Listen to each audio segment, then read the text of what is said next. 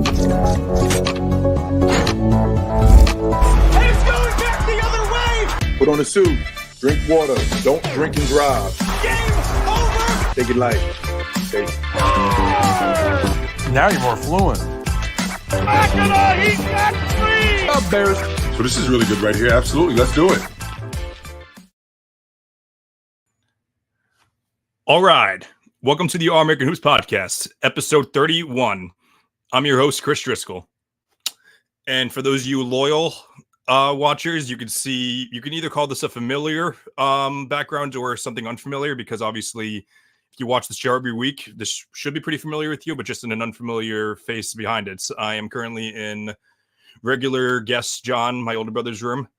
Obviously you've been watching the past couple weeks I've been dealing with some Wi-Fi issues, so knock wood, hopefully this is the solution to it. I don't know if it will be, but maybe I shouldn't even bring that up speaking to existence, but we'll see about that. Yeah, we got a great show ahead of us today. Unfortunately, John will not be joining us today. He just got a new job, so he's going to be going into the office a lot more. So he will be taking a few weeks off to start, but he'll definitely still be tuning in and giving his feedback to the show. So still be contributing just as much just behind camera. But we're super excited. Matt will be joining us as usual. We're also having our friend Tyler on the show. He's a massive Oklahoma City Thunder fan. So we'll be talking about the Thunder because they were hands down one of the biggest winners of the offseason. So we're really looking forward to talking about them with him. Obviously it is July in a fourth year. So the Olympics are currently going on, more specifically the basketball Olympics. And what's a show called All American Hoops, which, by the way, new merch in. It's the sunglasses one that I brought up a couple weeks ago. Very, very fun. Probably, I honestly like this T-shirt better than the one with the basketball on it. It feels more. I don't know what it is. Maybe it's the coloring or something else. But yeah, I really, really like this one. So we talk about Team USA. A lot of patriotism in the show. So we'll be talking about that. We'll be talking about the rotations and who we think they should go through and everything. And lastly, we will the friends of the show, the Pick a Side podcast. But I think it was earlier. It was either earlier this week, a few days ago. They did a ranking of the NBA trios in the league. So each of us will be ranking our trios and discussing each of those. So we're all very excited to do that. And this is going to be an awesome show. This is the All American Hoops Podcast.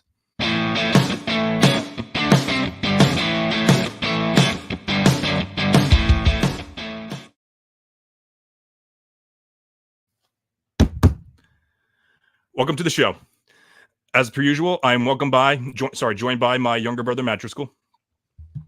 Chris, I got a couple things to say. One, as always, it's a pleasure to be on. Thank you for having me again.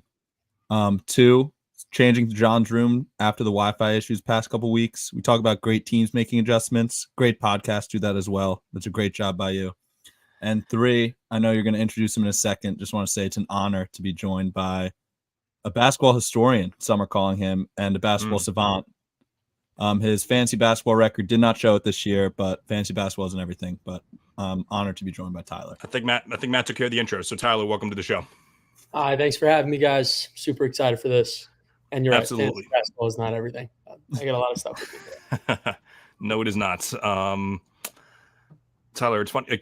We've had basketball conversations before, but I think the very, very first in-depth conversation we've had about basketball history is actually on a shift that we had at the Jimmy Scucci. Actually, both of us were slacking. I'm pretty sure that was one of the first conversations we had. Yeah. But yeah, we have as I said in the intro, we have an awesome show ahead of us. So yeah, when I was deciding on the show, I feel like every single week I want to talk about a new team. We talked about the Nets and the Knicks last week.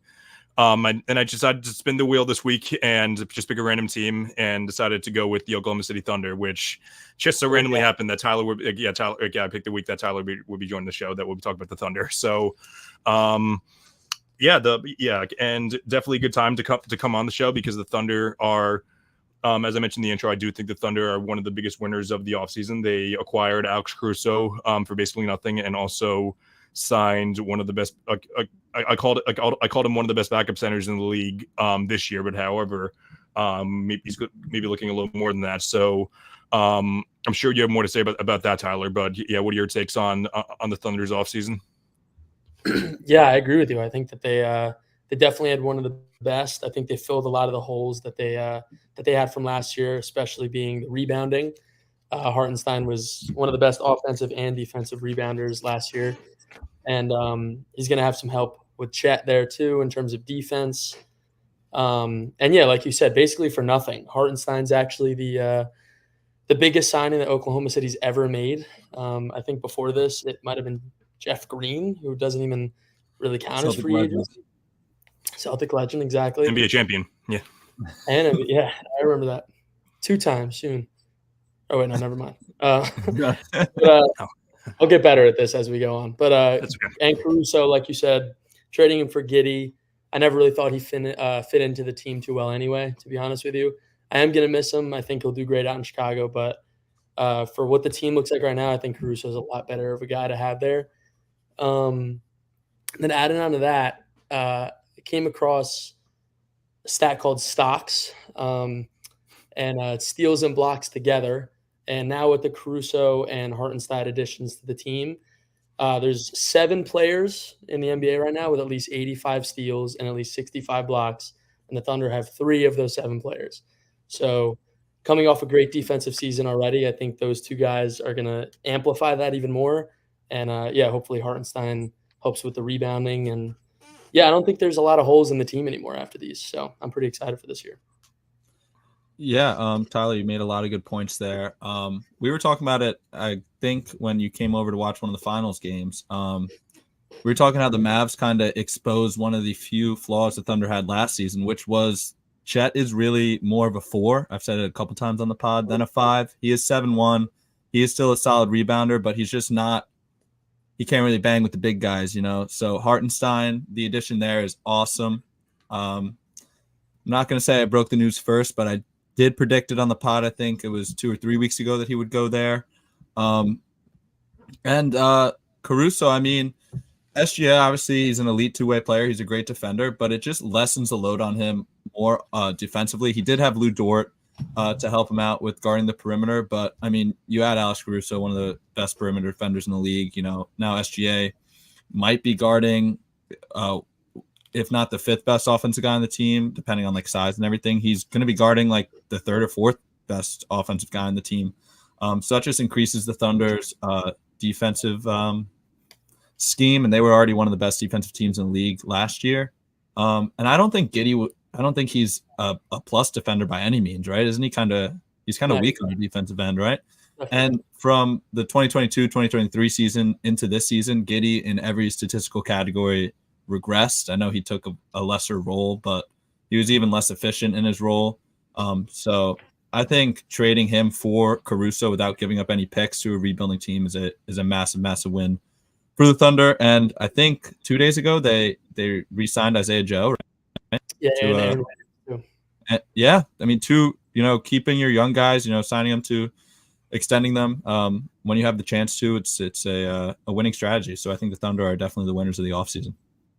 100%.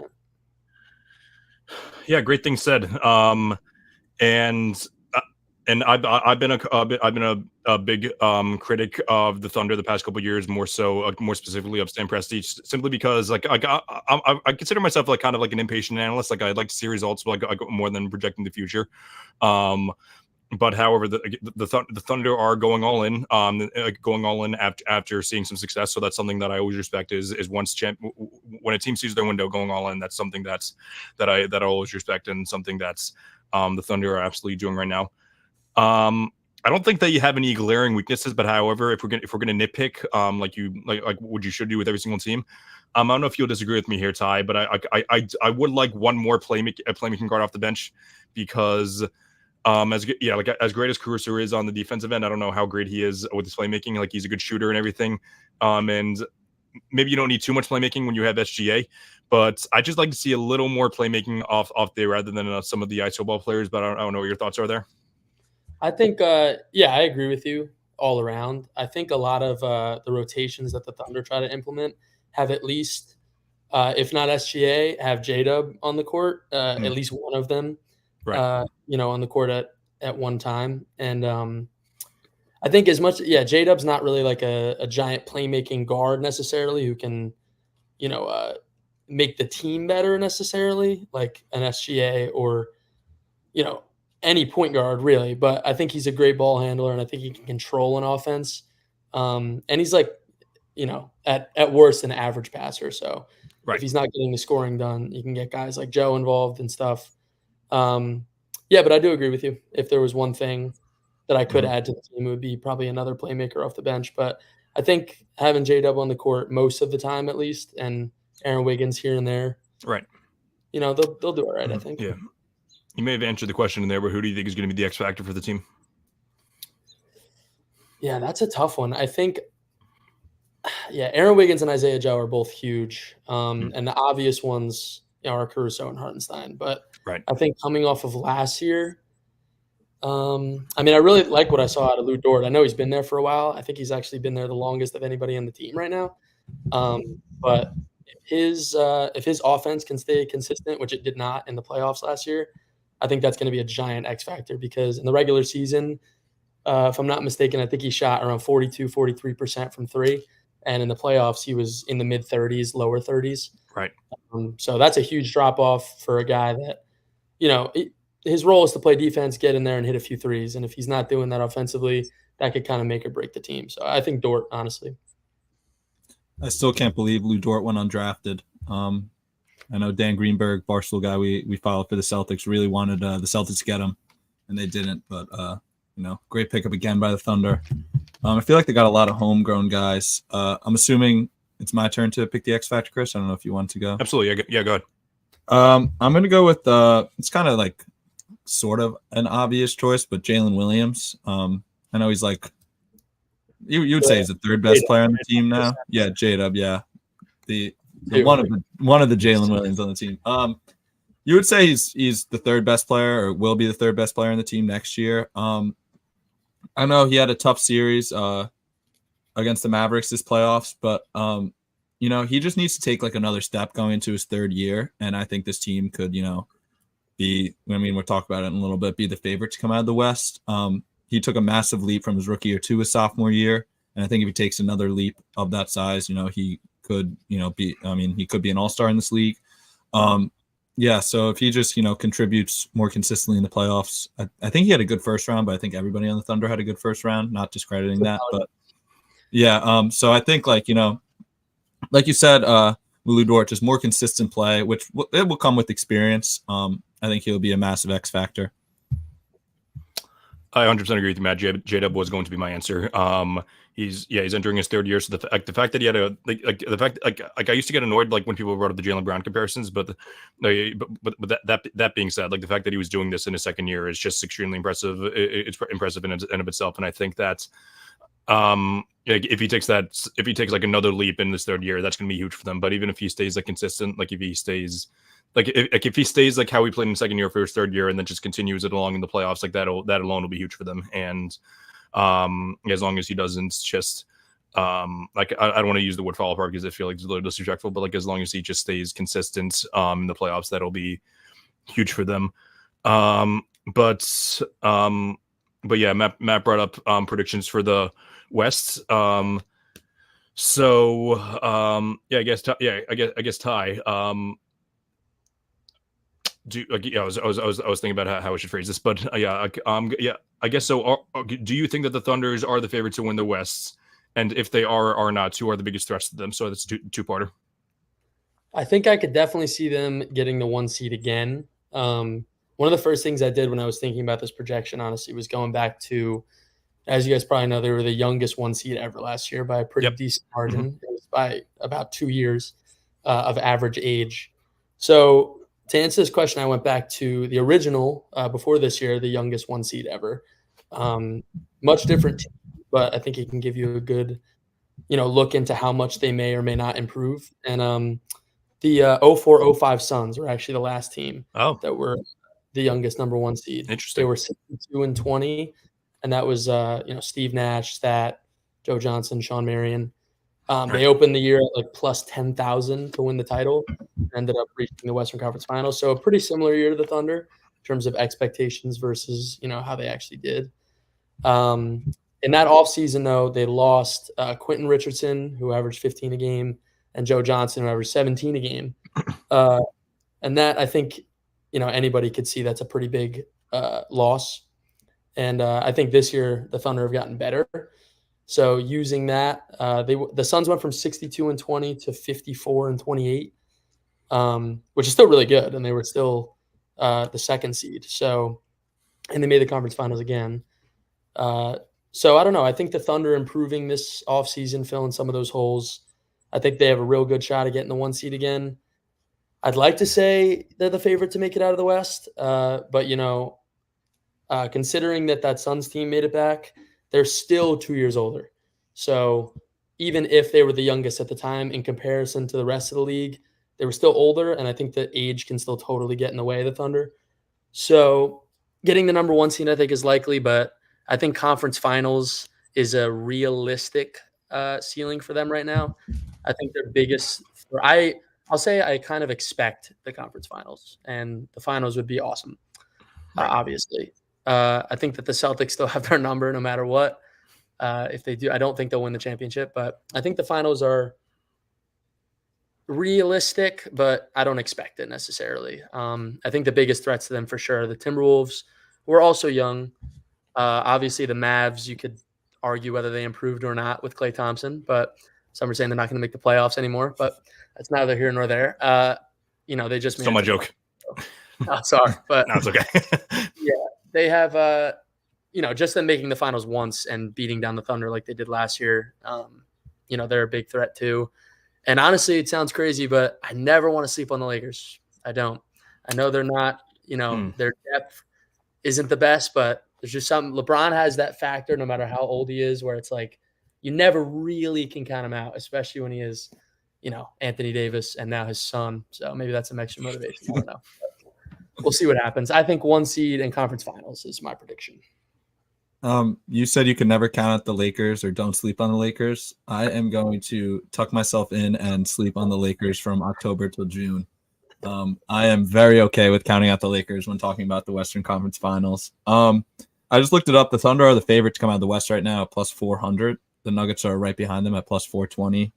I didn't even Nuggets. They're also obviously giant. Yeah. The Mavericks are third and the Timberwolves are fourth. I do think the Timberwolves are a bigger threat. And after that, the Timberwolves are plus 500. After that, the Lakers are fifth at plus 1,800. So really? Vegas Wow. really only not the Grizzlies that can come out of the West. I thought the Grizzlies would be there. Grizzlies are plus 2,000. Little value bet. I think they have, yes, hands down the best value in my opinion. But maybe sprinkle, little sprinkle. Yeah. Clippers too. Go Russ. That's my LA Clippers. Go ahead, Matt. Yeah, sorry. Yeah, no worries. Yeah. I am going to agree with Vegas here. I think the Thunder do come out of the West this year. I think that maybe they need more experience. I think that's fair. But, I mean, SGA is going to be 27, I believe, this season. Hartenstein, I think, is 29. Maybe he's turning. I forget. I don't know. Maybe he's younger than that. But he's 30 already. Caruso's 30. Caruso's 30. Yeah. So it's not like these guys haven't played in the league for a while. I know playoffs are a different animal, but I know you can't count out Jokic. One of the best trios in the league: Jokic, Gordon, and Murray. But the Thunder the Nuggets got very worse this offseason with the loss to KCP. The Mavericks. I was totally wrong about them going into the season. I did not expect them to make it out of the West. They did add Klay Thompson, which does help their shooting a little bit, but their perimeter defense is still really stinky. That was the term used to describe on NBA.com. Stinky. I agree. I think the two teams are going to be the Timberwolves and the Thunder to battle for the West. We talk about defense, and defense is insanely important in the playoffs, and these are two of the best defensive teams in the league. But I think the Thunder are just the better team now with the additions of Caruso and the additions of Hartenstein. And I think all the young guys take a leap, so they're my pick to come out of the West. Matt, I'm sorry. Did you say that Shea is in his mid-20s?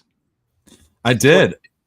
Based on the way that I heard the media talking about it, though, you would think he's 5 years younger than Jason Tatum. So I don't so I don't really know what you're talking about there, but you might have to follow up on that later. But we'll see.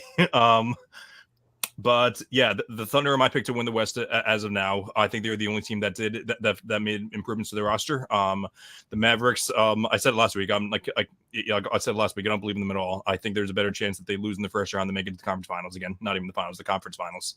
I think that they're going to be awful on defense. Like PJ Washington is their best defender. Unless Derek Lively takes like another step, which he might, he's going to be a sophomore. So so there's a very high chance of that. But I know we live in an analytical era, but this perimeter defense matters, and the Celtics showed that this year. They're going to show that they're going to show that even more. Luka's better now, though. Luka's better. Yeah, or not. Please, yeah, exactly. Yeah. The Nuggets. We'll see how much of an X factor KCP is. Like they still have a really solid core four, but after that, it's pretty brutal. After that, but I guess if you're going to have a team where you have a good core four and drop off, it's going to be a team where you have two of the best player risers in the game, but you need both of them to rise, not just one of them. So yeah, Murray will be the X factor there. The Wolves are another good pick as well. But as I mentioned earlier, I do believe the Memphis Grizzlies as well. So maybe it might take them another year to like readjust to it. But however, I do believe in John Morant, JJJ, Desmond Bane, and Marcus Smart, more specifically too. So I don't know. Maybe I feel like they might trade Smart at the deadline, but if they want to get rid of like another ball handler and bring in like another wing or something, but we'll see about that. But yeah, the Thunder are my pick as of now, mainly because they are the team that have improved and they're getting better with experience. So they'll be my pick to win the West as of now. But obviously, like I don't make my official predictions until the opening night eve. So we'll see what happens there. I feel like it's a total plot twist. I was expecting, both of you have them coming out of the West and the fan doesn't. I think it's just like fear. I want to expect. No, you should have seen me. I was on the 6 Degrees North podcast with Sports Fluent and 2 other non-Celtics fans. And it was when the Celtics were up 3-1. Keep in mind, they said like, "Oh, you nervous about the Celtics?" I said, "Yeah, I'm nervous. Like, I'm going to be nervous until they win." They're like, "Oh, come on, don't be nervous." So yeah, 100%. Yeah, we 100% there. I got wood in front of me. I'm not going to wood. I hope so, though. Yeah, it's the Celtics fan. It was the first time they'd won in 16 years, but it's also the Mets fan and us. We know to never get too excited about anything as well. Yeah. So 3-1 to the Warriors. Never forget that. Oh, yeah. That's right. That's right. Yeah. Mm-hmm. Cool. So moving on. We got one of the more wonderful, exciting times of the year. So I'm gonna do it again. I'm gonna rep it by the merch. I know 4th of July already passed, but we still got very nice gear on. Oh wait. Before I do any of that, so Matt and Ty, do you want to show off your shirts actually before? Like you guys, I know they're not for sale, but Ty, if you want to give an explanation as to what that is, that'd be awesome. This is my father's band that he reunited from the 1990s, and they're making a comeback. Yeah, the boys are back, and they're not for sale, but you can always come to. I'm actually not going to say my address on the internet, but you can always come in if you need them. We'll print them. Maybe one day they'll be for sale. Yeah, one day. For now, they're given out by demand. So. Yeah, sorry, Chris. Before you start, I just wanted to say that Tyler's dad invited a lot of us over to watch his band play, and it just even more proved the fact that he is way cooler than Tyler. So, and all of us actually. Yeah, all of us. Yeah, not just. don't worry, Ty. Yeah, our dad is much cooler than us too. So it's yeah. So there's not much. Yeah, and Tyler knows that as well. You gotta get them on the pod. That would be something. Yeah. One day, we'll get him on one day. But I think he's cool for now. But yeah, that was a good night. That was a great night. That the band was together and some great music and some great vibes as well. But the reason that I pointed to the merch was because I'm a very patriotic guy, and more specifically, going to be even more patriotic watching Team USA play this year. So, Team USA is currently playing. This week they started training camp this week. And it's always just awesome to see like the highlights of just like all the best players in the world going at it. I know that it doesn't include players like Jokic, Giannis, Luka, or SGA, but still, like these are like the best like American grown players just going at it. And I feel like it's one of those things that we're gonna see, like documentaries of in like 20 years or so. Like I know that one of Matt's favorite videos is the video of Magic Johnson telling his story.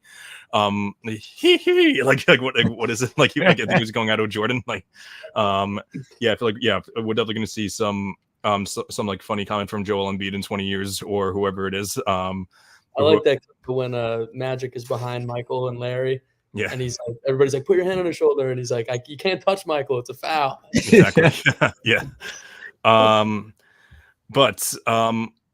Yeah, I feel like the biggest talking point so far has been who should the starting five be. And I know you guys have your lines prepared and everything, but I just want to read off the 12-man roster as of now. And I say as of now because we're going to deeper dive into that. So the 12-man roster as of now, and this is in no particular order. This is just the like the way I have it written down. So we have Steph Curry, Drew Holiday, Tyrese Halliburton, Kevin Durant, Devin Booker, Bam Adebayo, LeBron James, Anthony Edwards, Jason Tatum, Kawhi Leonard, Joel Embiid, and Anthony Davis. So Matt, did you want to go first in giving who you think the starting five should be? I am debating between two guys to start. One would make more sense for position, but the other would just be really cool to have the starting lineup. I think I'm right with you here. So I think I'm going to do that. Yep. Curry is going to be my one. And then, so the two is what I was debating. It was, do I start Ant or do I go somewhere else?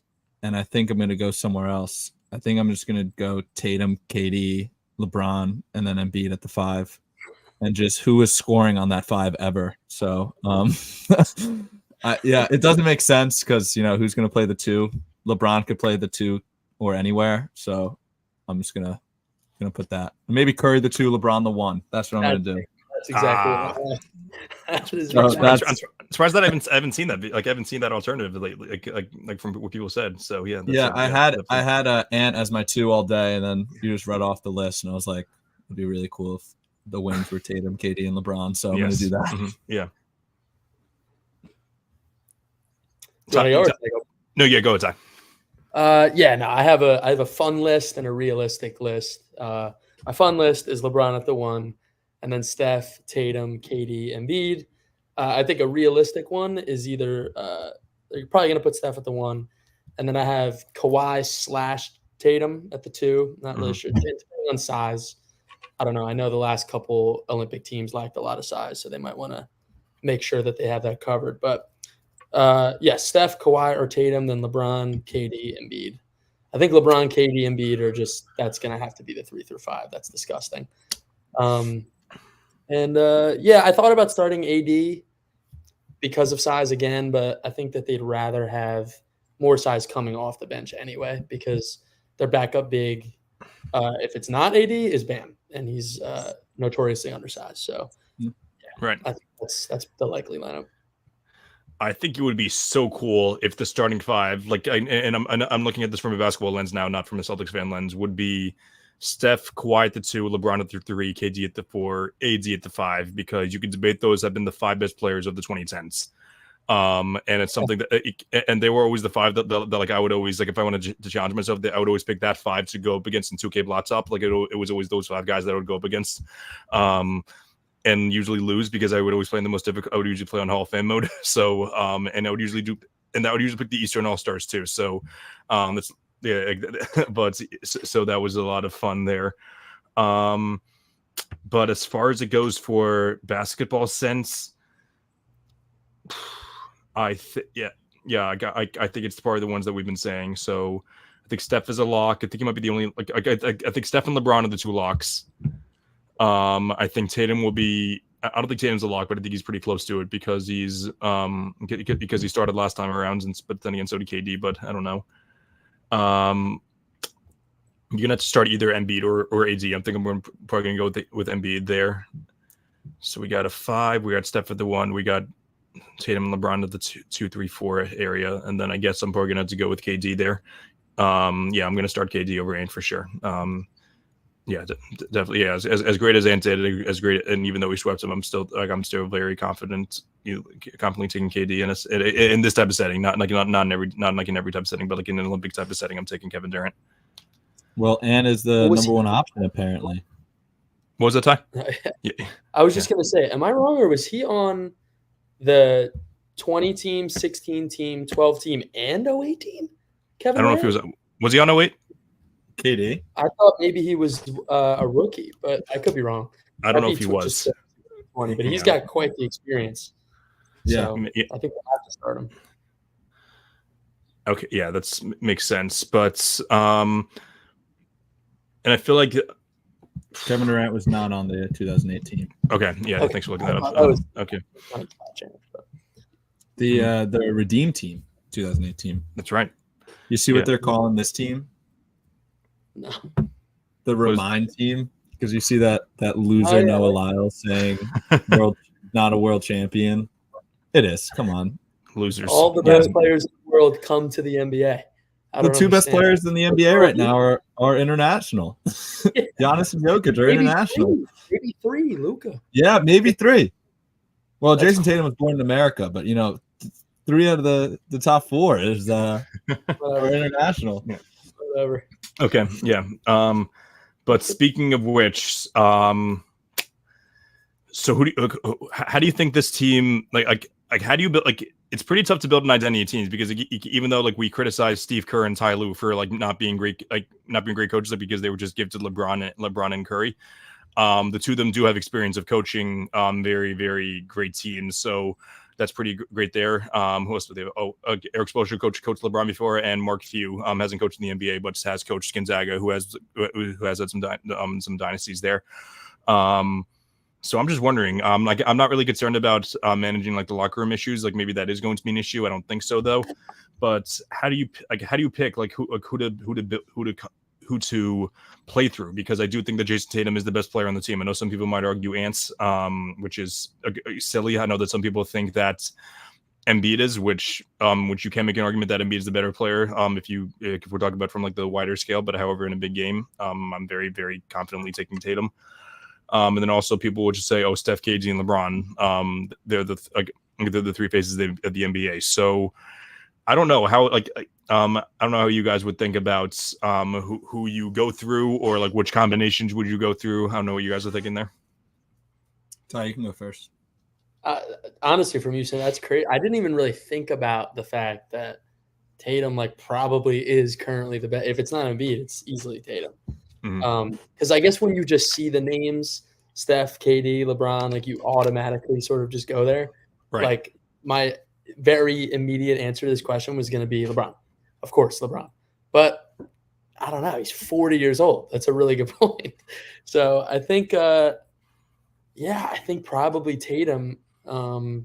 Just also because I think when you have a team that good where every player, is an all-star, running a team through your center just feels a little odd. I don't know why. Maybe that's just me, but it'd be a lot of post play and stuff.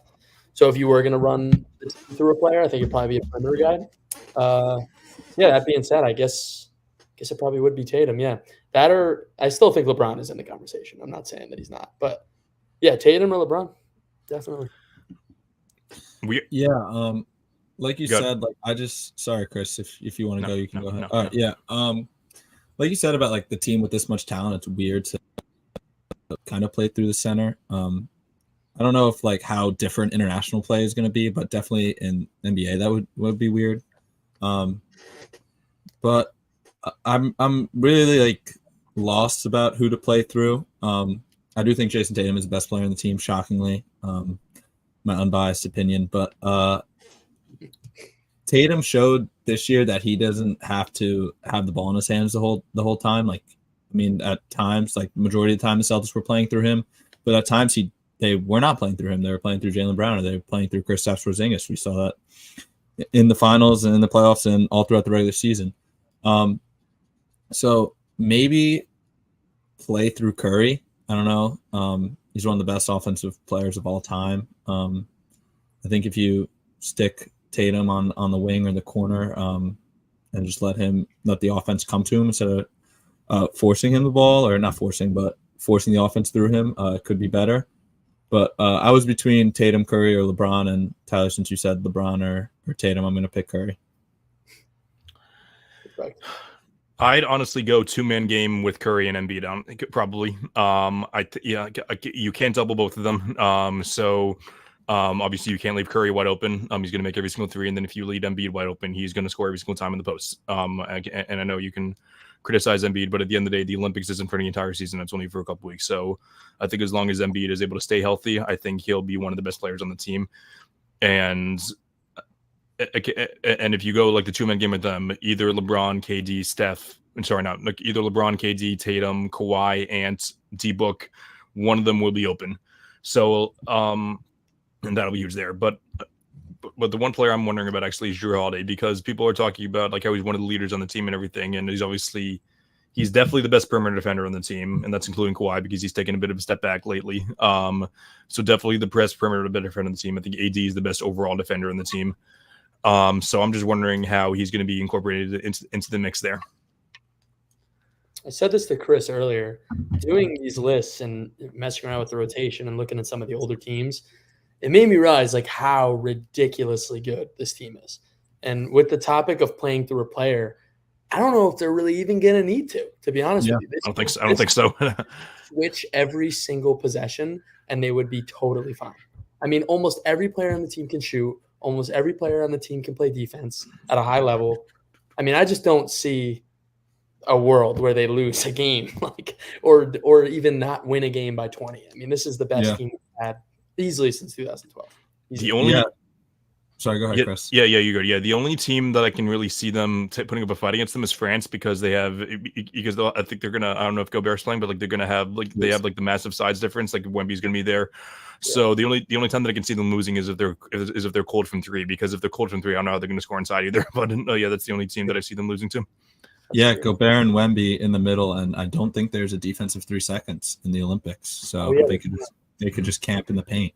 Also, a new bowl when he's like this under the basket. It'd be both of them the entire game. I didn't even think about that. Also, Team Canada's pretty good too. That's right. Yeah, I mean, I don't think they'd beat America, but yeah, SGA, shout out the Thunder. SGA, Fred VanVleet, I believe. Who else they got? RJ Barrett. Dylan Brooks. They had a lot of solid NBA guys. But Tyler mentioned it. The offense for Team USA is obviously amazing, but their defense is insane. Yeah. You say you got Tatum, you got AD, you got Bam, you got Drew Holiday coming off the bench. Kawhi. I didn't even mention Kawhi. KD can play defense. Joel Embiid is one of the best rim protectors in the league.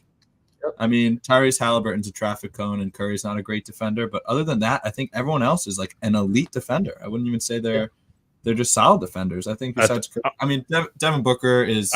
I think KD's pretty. I think KD's pretty below average at this point in his career. But interior though, he's that length can really interior 100%. Yeah, absolutely. But speaking, and I'll go back to the building of 5 thing anyway. But like, say it's a tie game. Say they're up. Either up 1, up 2 with the 5 seconds left. The 5 that I'm going with to make a stop, I'm going with Drew. I'm going with AD. I'm going with Bam. I don't know if I'm going to go with Embiid because I want AD and Bam to be able to switch.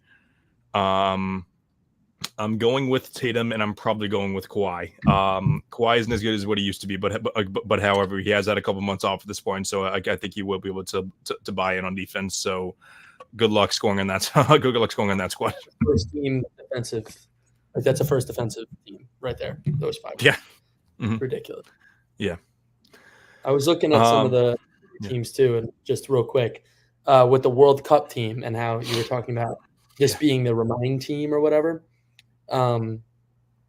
Just looking at the bigs we had on that team and how we lost to Canada, our 2 or 3 biggest guys on the team, we had Kessler. But after that, it was Jaren Jackson and Bobby Portis. So if you wanted to put Walker Kessler at the starting center, you would have Bobby Portis as your backup 5. And I think that was easily – I mean, we got out-rebounded. I think it was 42-28 to Canada last year. And that is – even if there was a Gobert and Wemby team out there, I really find it hard, seeing this team get massively out-rebounded when you have AD and Embiid. So I'm excited to watch this. Yeah. Very excited. Mm-hmm. And last topic for the Team USA. Woj reported yesterday that KD is probably going to be sidelined for the first couple weeks of training camp. If he's not good to go, who are you replacing him with? Who am I replacing KD with? Yeah. I know a lot of Knicks fans were bitching about Jalen Brunson not making it. So maybe him. But I mean, do you replace KD with another wing? I don't want Jaylen Brown playing in the Olympics. I don't want too many Celtics in there. It would be very cool to see Jaylen Brown like win Finals MVP and get a gold medal in the same summertime. And I love the guy more than anything, and I think he would be able to take it in the load. But I feel like at this point, he's probably I think he has his mindset on the offseason. I don't think he has his mindset on the Olympics. But maybe maybe he is willing to go in there. But I'm not sure who else would be a good option. Yeah, last time I checked, he was in some like Middle Eastern country. That's right. Yeah, I don't know what he was doing over there, but I don't think he's worried about playing in the Olympics right now. Yeah. So my pick's gonna be Jalen Brunson. I think Paul George is a good option. Paul George is a good option. I also think Chris Middleton is a good option. He's a returning player. And something in me also wants to say J-Dub is not a terrible option either. Just speaking from a pure wing standpoint, I think those guys are good. Is former US. I think I don't know if he's actually. Yeah. Is he? Yeah. Paul Banchero is a great option too. Oh yeah. Yeah. Does he count? Isn't he like fake Italian or something? I don't know. He played for Team USA. I think he is. Yeah, he played for Team USA in the FIBA though. So he's definitely eligible to play in the USA. Yeah. Yeah, but yeah, it'll be a lot of fun. Do we know when the first game is? I don't even know. Because I'm sure if it's not the window, we'll definitely talk more about it next week. But cool. But for now, as I mentioned in the intro, our friends at Pick a Side, I think it's pretty cool. Like it's pretty cool to say our friends, like for guys that are pretty well known, like because Joel Dells and River Brown, friends of the show, did their segment on the top 10 trios in the league. So I instructed Matt and Ty to give their top 10s, and after that, I will be I'll be bringing out my internet rights and giving my entire segment for the entire league for ranking the trios. But for now, Tyler, would you like to go first? And do you guys want to go 1 through 10, or do you want to go 10 through 1? I'm thinking go 10 through 1, just because. Cool. Yeah, like 10 through 1. You like 10 through 1? Yeah. Okay, we'll do that. Quick little tidbit first. The first game is actually tomorrow, so. Cool. That's probably the scrimmage. The scrimmage though. That's not like an action. Is Vegas? Oh yeah, it's in Paris. Whatever. First scrimmage game tomorrow. Get excited. Yeah, they actually Canada, so. Yeah. That'll be fun. All right. So the top 10 trios. I had a lot of fun doing this segment. I have to say. And I don't know if my number one is going to make this podcast specifically happy, but whoa. Yeah, I'm going to go for it. All right. So Tyler's listening valid. Go ahead. Coming out hot. At number 10, by the way, one of the two main ways that I ranked this, I started with points per game between the three of them, but obviously that's not a great way to encapsulate everything that each player does. And I also looked at offensive box plus minus and defensive box plus minus average between the three of them. I thought that might be fitting in right away. Using box plus minus as a stat, you're fitting in the All-American Hooper brand right away. Yeah, you did your homework. Definitely. I just think that's a better way. Obviously, it's not exact. I agree. But I agree. Especially because a lot of these trios, I'm pulling a player from another team, like the Mavericks, for example, and it's kind of hard. And the Sixers, it's kind of hard to average those players' number. Absolutely, yeah. Mm-hmm. Yeah. But that being said, at number 10, I have the Lakers with LeBron, AD, and Bronny James. No, I'm just kidding. D'Lo. LeBron, AD, and D'Lo. Great offensively. LeBron's obviously taking a step back, but in terms of pure offensive production, it's a ridiculous trio. And D'Lo is a very below average defender, but with LeBron and AD, they can hold their weight. So I have them at 10. I'm going to try not to go too in-depth. I mean, I have 10 teams to say. So the Suns, by the way, I also took this on paper. I don't know if you meant like actually projecting how good the team will do as a result of these guys, but I just took it as on paper. Okay, yeah. I should have specified that. No, it's fine. I think that's the better way. Okay. We have no idea what's going to happen. So I have the Suns, KD, Devin Booker, Bradley Beal. Another sort of very offensively talented three. Out of the 10 teams that I have listed here, they have the second worst defensive box plus minus of the three of them. I never realized how abysmal Bradley Beal is at defense, by the way. Oh, it's awful. God awful. Like such a negative on the floor. Mm-hmm. So yeah, that being The said, worst contract in the NBA. Oh, I'm Bradley sorry. Beal. Worst contract in the NBA right now, Bradley Beal. What's he making right now? 54. Oh my gosh. Is it more than that? For another 3 years too. After Yeah, no trade clause, I think, too. How are they even paying all three? Whatever. Then I have the Knicks, which I had a couple conversations with some people before this, and I think 8 might be a little low to some people. But again, defensively, low. Okay, you think it's low? Okay, I like that. Keep going. Okay, all right. So maybe we differ. Offensively, okay. They're great in terms of box plus minus. They're even better than the Suns and points per game. But then again, with Mikal Bridges being on the Nets last year, it's kind of hard to measure that. Their defensive box plus minus, though, is the worst of any of these 10 teams. Very shockingly, is I guess a kind of a common misconception. Mikal Bridges, as far as I'm concerned, is known as a pretty good defender, if not like really good defender. And he this year was a net -1 on defense, which was really shocking to me actually when looking at those 3 guys. I knew Brunson isn't great, Randall's not great, but I didn't expect Mikal to be such a negative for the team defensively. But maybe that'll change with coaching. I'm not sure. But yeah, and I think him being to cut you off. I think him being the number 1 option on the Nets were a bad team, and he had a lot of load on offense. Definitely took away from that. But I mean, I was told today that Mikal Bridges is elite, and I was like, come on. He's a very good defender, and he's a good offensive player. He's not an elite player, but you know the propaganda for his defense has gone crazy the past couple of years. Go ahead, sorry. I think him and Michael Porter Jr. are like even. Honestly, I think they're about the same. Yeah, I don't know about that, but yeah, okay. Let's keep going. Yeah. I'm just kidding. Then at 7, I have the Thunder. Took a lot for me not to put them number 1, but I think number 7 is a pretty good spot for them. Once again, I think that they're going to get way better. So this is sort of just for now. They're great offensively, we know that, but defensively, they're the best team in this top 10 in terms of box plus minus. Obviously, as I was saying earlier, they have 3 of the top 7 guys in terms of stocks in the league, and Chet and Shea both being 2 of those guys. Chet's blocks probably carried a little bit. But that being said, all 3 great defenders, all 3 great offensive players. I have them at 7.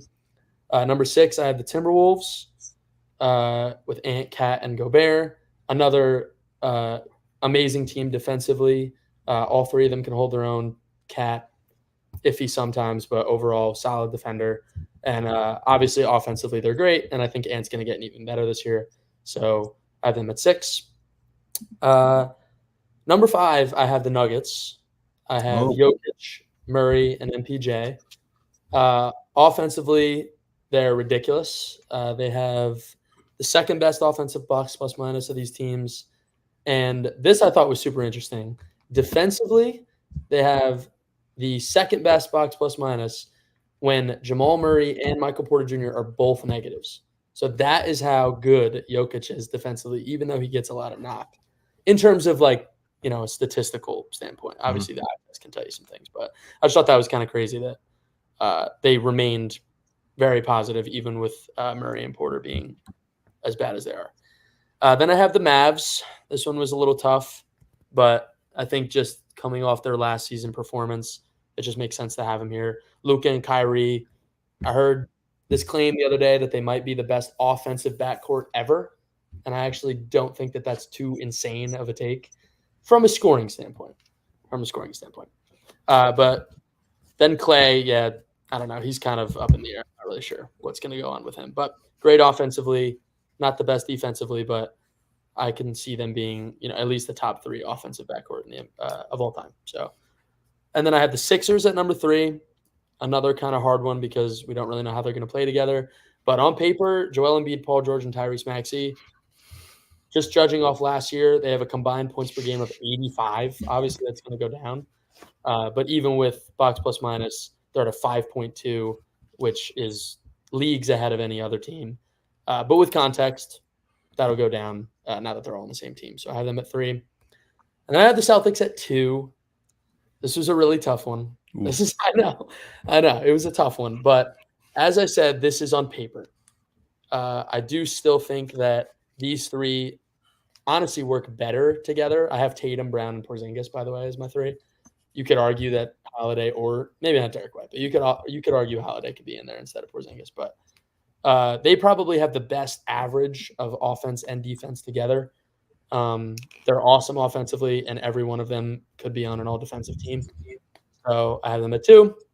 And then at number 1 for on paper, I have the Milwaukee Bucks. I think that at the end of the day, they have on their own 2 MVP candidates, and Chris Middleton has been a consistent scorer for 10 years now. Outside of Dame, you got 2 awesome defenders, especially Giannis. And Dame was a little bit better on defense than I thought this year. And offensively, obviously, they're great.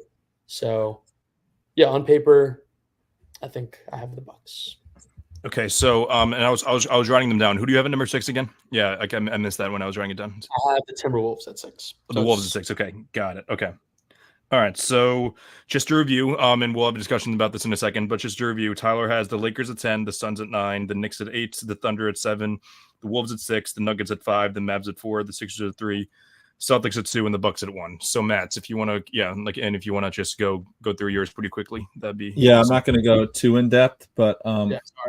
I mean, no, it's okay. I mean, you value an inefficient shot chucker from Milwaukee very highly, so I guess that's your 1. I have 2 honorable mentions. The Lakers, I just didn't put them in my top 10 because D'Lo is probably the worst player out of the worst player out of anybody on this list, so I didn't put him on. And the Grizzlies were my 11th. Number 10, I have the Magic, the Chris Driscoll Magic, going to be one of the most exciting young duos in the young trios in the league. One of the most exciting young teams with Paolo, Wagner, and I don't know if to put Cole Anthony or Suggs, but I'm going to put Cole Anthony, I guess. Number 9, I have a new trio in the Kings: De'Aaron Fox, DeMar DeRozan, and Domantas Sabonis. I don't have high expectations for them, but I do love that trio. Shout out Jack Cunningham with DeMar DeRozan. At number 8, I have somebody that was kind of high on Tyler's list. I have the Dallas Mavericks. This might be unfair to them because they did just make the finals. And I have Luka, Kyrie, and Lively. I think you put Clay. I think Lively is going to play a bigger role in this team than Klay Thompson. That could be wrong, but I have Lively there. At number 7, I have your number 1, which is the Milwaukee Bucks: Chris Middleton, Giannis, and Dame. Laugh all you want. They didn't make it out of the first round this year. At number 6, I have the New York Knicks: Jalen Brunson, Julius Randle, and Mikal Bridges. Julius Randle's getting a lot of slander, which rightfully so. He was hurt. He is awful in the playoffs, but he is a better player than people give him credit for. Absolutely. At number 5, I have the Oklahoma City Thunder. Originally, I had him at 3 on this list, but I just moved him down to 5. SGA, J-Dub, and Chet. I think they're one of the most exciting trios in the league and could possibly be top 3 at the end of this year. At number 4, I have the Sixers, new trio: Embiid, Maxey, Paul George. The only thing that is keeping me from putting them higher on this list is the winning aspect. 2 of those guys really haven't. They've had a long time to prove that they could win in the big moments, and they haven't. At number 3, I have the Wolves with Ant, Cat, and Gobert. Enough said there. Great trio. At number 2, I have the Denver Nuggets. Nuggets did get worse this offseason. They did fall below expectations this season, but just purely based off trios, 2 of the best playoff risers we said earlier, the best player in the league in Nikola Jokic, and Aaron Gordon might play his role as a role player the best out of anybody in the league. He's awesome, especially in the playoffs. Mm-hmm. And at number 1, I don't know how you can't have these guys number 1. They just won the finals. I think that they have a big 5. I think that's honestly why I don't have them at number 1. I don't think that big 3 is necessarily what won. Okay. All right. So I had them lower. Yes. Okay. Yes. All right. So Matt's list, 10 through 1. You have the Magic at 10, the Kings at 9, the Mavs at 8, the Bucks at 7, the Knicks at 6, the Thunder at 5, the Sixers at 4, the Wolves at 3, the Nuggets at 2, and the Celtics at 1. Okay. So I want to have enough time to give my all 30, so we'll save the discussions for the end. But however, I will be sharing my list right now, 21 through 30 to begin. So, and I'll be giving a brief description for each one. Let me turn off the banner real quick so you can see number 30. Right. There we go.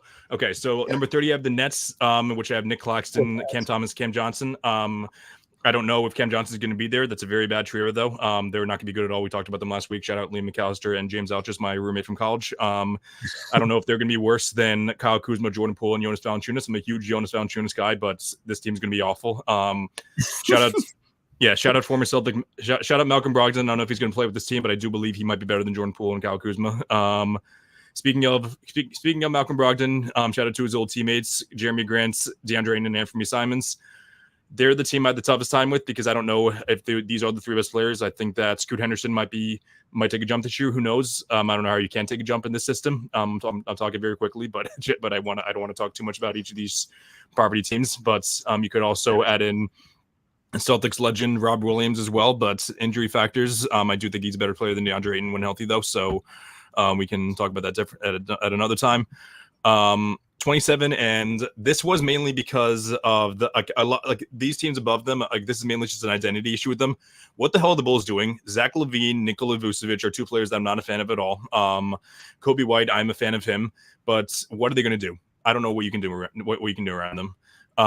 26, I have speaking of, these teams are two complete opposites. The Jazz. Okay, no, sorry. The Jazz and the Bulls. The Jazz click the reset button at the right time. Laurie Markkinen, Walker Kessler, and Colin Sexton. I'm a huge fan of all three of these players. I think the Jazz should maybe trade Markkinen, unless you think that he can be a bright part of your future. Who knows? 25, I have LaMelo Ball, Brandon Miller, and that piece of garbage, Miles Bridges. I think if LaMelo Ball stays healthy, I think that he's going to be awesome this year. He was awesome when he was healthy this year. Brandon Miller's going to take another step so they can be awesome, and I do believe, and Matt and I are massive fans of Charles Lee, their new head coach. Then we're going to continue on with the players in the East. We got Scotty Barnes, Emmanuel Quickley, and RJ Barrett. Not much to say there. I'm a big fan of Scotty Barnes. IQ and RJ Barrett are really good role players too. Then we'll kind of go these next three guys all in one. You got the 23 through 21. You got the Spurs, the Pistons. Shout out Cade Cunningham for a new contract today, well earned. And 21, the Rockets, Alperen Sengun and Jalen Green and Fred VanVleet. All three of these teams have a ton of potential. Maybe not this year, but they definitely, all three of them have bright futures. Any comments on this list so far? I would put Chris Paul over Jeremy Shohan probably. Yeah, that's understandable. And Giddy over White. What was that? And Giddy over Kobe White. No. Nope, probably not. They suck either way, so it's not like they would have changed. Okay, all right. 20 through 11. I used to be one of Trae Young's biggest haters. I am, however, now one of his biggest defenders. God awful on defense. I do believe he's one of the best offensive players in the league, though. And I'm a massive fan of Jalen Johnson as well. And Clint Capella I've always been a fan of too, but he's probably not someone you can build around for a championship. 19, I have Paul Broncaro, Franz Wagner, and Jalen Suggs. Maybe I'm underestimating them a little too much. Maybe I'm underestimating Jalen Suggs, even though I'm a fan of him. But we're gonna go over time, but that's okay. 18, I have Zion Williamson, Brandon Ingram, and DeJounte Murray. I'm a fan of all three of these players. Zion, it's always been a healthy issue with him. I think they'd be high on this list if Zion stayed healthy. Maybe would have given the Thunder, maybe not run for their money, but maybe would have picked up a game or two against them. 17, I have a trio that really give the Celtics a hard time: Tyrese Halliburton, Pascal Siakam, and Miles Turner. You could have definitely went with Benedict. No, not Mathurin. Who's the other player? Nembhard. Nembhard gave the Celtics a hard time too. 16, I have the Miami Heat, Jimmy Butler, Bam Adebayo, Tyler Hero. Don't believe in that in that fraud of a franchise anymore. Shout out to Eric Spoelstra for putting up with those guys, because I don't know, Jimmy Butler's probably going to come in with an afro and the in the press conference, in the training day, whatever they call it, media day. But apparently all he does is play basketball, so I don't know about that. 15, I have Kawhi Leonard, James Harden, and Ivica Zubac. Maybe I put them a little too high, but I still do believe in Kawhi Leonard. Not really, actually, but I would have put them higher if I still believes in them. But if he was healthier, he definitely would be higher. 14, I have Michael Cleveland Cavaliers, Donovan Mitchell, Darius Garland, and Jared Allen. You could definitely put Evan Mobley here instead of Allen, but Allen is the better player as of now. 13, I have the brand new duo, the Kings, De'Aaron Fox, Domantas Sabonis, and DeMar DeRozan. Not much to say there. Yeah, Matt touched on a lot of that. 12, I do have Steph Curry, Draymond Green, and Andrew Wiggins. I still believe in Steph Curry and Draymond Green for that matter. If the two of them are able to stay healthy and stay on the court for that matter. Like Draymond seemed to get better at that towards the end of the year, but I don't know if we'll see if he do that for the full season. And who knows, maybe Andrew Wiggins goes back to closer to his 2022 form, but probably not. Number 11, I have the John Morant, JJJ, and Desmond Bain. That's I'm a huge fan of all three of these players, and I'm expecting big things from all of them. Any takeaways? If you have one thing to say, you can say it. I think the Heat are definitely a top 30 trio. I think you gave them way too much credit putting them at 16. That's all. That's all. Okay, great. Okay, and my top 10. Number 10, I have the Knicks. Jalen Brunson, Julius Randle, Mikal Bridges. I really hope that Matthew's roommate Dean is screaming into his pillow now, or throwing something against the wall. Number 9, but just keep in mind, guys, I should have given this clarification at the beginning of my list. This is based on if I want to build around these three guys, building around the three guys for next year. That's what I'm doing. That's what I'm doing it based on. I'm not doing it based on the rest of the roster. Number 9, I have KD, Booker, and Beal. So while it may seem like they're a little redundant, I do believe that they're easier to build around than Brunson, Randle, and Mikal. 8, I do have LeBron, AD, and Austin Reeves. You could definitely put D'Lo there instead, but I do believe LeBron and AD are two of the easiest players to build around, hands down. But the Lakers are just awful doing it. At 7, I do have Luka, Kyrie, and PJ Washington. You could definitely go Derek Lively instead. Again, I don't believe in Klay Thompson at all. He's a great shooter. They already have shooting though. They have, but not really actually not that great shooting, but they just shot awful in the playoffs. I have SGA, Chet, and J-Dub at 6, and Gobert and Cat at 5, Embiid, Maxey, and PG at 4, Giannis, Dame, and Middleton at 3. I'm expecting Dame to have a bounce back year, and if Giannis stays healthy, watch out. Jokic, Murray, and MPJ at 2, and Tatum, Brown, and Porzingis at 1. Any takeaways from my top 10? I was pretty close, honestly. Very similar. Yeah. Mavericks a lot lower. I actually think he deserves to be in that trio over Russell upon further review. Reeves, I think that he probably is the better. It's close. Yeah.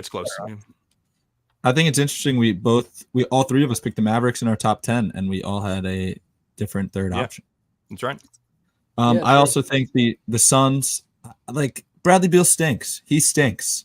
He can't play defense. He doesn't stay healthy, and offensively, he was like good, like kind of good this year.